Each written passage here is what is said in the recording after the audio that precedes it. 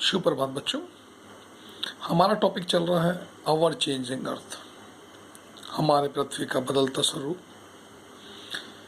इससे रिलेटेड हमने पिछले वीडियो में आपको अर्थक्वेक और वॉल्केनो के बारे में बताया था, भूकंप और ज्वालामुखी कैसे इन एक्टिविटीज़ के द्वारा हमारे पृथ्वी का जो अपर पार्ट है, जो अपर सरफेस है, उसमें चेंजेस आते हैं।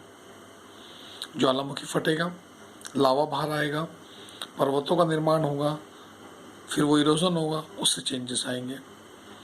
अर्थक्वेक आएगा तो जो अपर पार्ट है वो डिस्ट्रॉय होगा, उससे भी चेंजेस आएंगे। आज हम पढ़ेंगे रिवर के बारे में, सरफेस वाटर। सरफेस वाटर और रिवर के द्वारा सबसे ज़्यादा चेंजेस आते हैं अर्थ के अपर सरफेस पर, क्योंकि प्रत्येक वर्ष हर वर्ष नदियों में पानी आता है।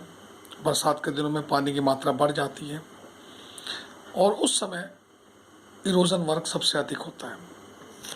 इरोजन मीन्स अपरदन, जब नदी अपने द्वारा, अपने शक्ति के द्वारा पर्वतों को, पत्थरों को तोड़कर अपने साथ ट्रांसपोर्ट करते हुए नीचे की तरफ लाती है। तो रिवर के 3 वर्क मेन होते हैं। फर्स्ट होता है इरोजन, अपरदन, जो फर्स्ट यूथ एज में होता है। सेकंड ट्रांसपोर्टेशन होता है, प्लेन्स का निर्माण होता है सेकंड एज में, मैच्योर एज में। और थर्ड एज होती है ओल्ड स्टेज, जहाँ पर डेल्टा का फॉर्मेशन होता है। जब नदी समुद्र में मिलने से पहले डेल्टा का फॉर्मेशन करती है। जब फर्स्ट स्टेज होगी वहाँ पर इरोजन होगा, अपरदन होने से अपने साथ लाए हुए मटेरियल प्लेन में लाएगी और यहाँ पर बहुत से और ऑक्सबो आदि अन्य आकृतियों का निर्माण होता है और प्लेन में लाकर अपने साथ लाए हुए मटेरियल डिपॉजिट कर देती है।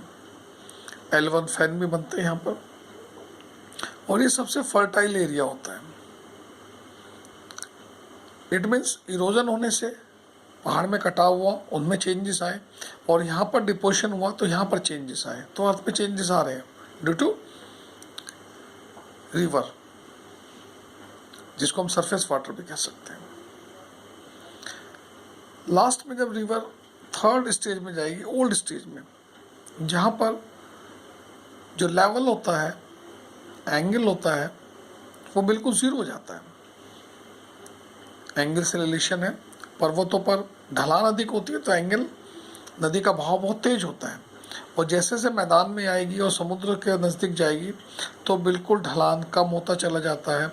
और लास्ट में थर्ड स्टेज पर ये स्थिति होती है कि समुद्र का और ज़मीन का लेवल एक हो जाता है। तो वहाँ पर पानी की स्पीड बिल्कुल ही कम हो जाती है, शून्य के बराबर। तो नदी जो अपने साथ लाए हुआ मटेरियल है वो किनारों पर ही छोड़ देती है। ट्रायंगुलर शेप में एक निर्माण होता है जिसको हम डेल्टा कहते हैं। तो ये 3 स्टेज थी रिवर्स की, और तीनों स्टेज में तीनों के अलग अलग नाम हैं। इरोजन, ट्रांसपोर्टेशन और डिपोजिशन इसके द्वारा होता है। तो इसको आप देखेंगे और जो आपको समझ में नहीं आएगा तो मुझसे पूछेंगे।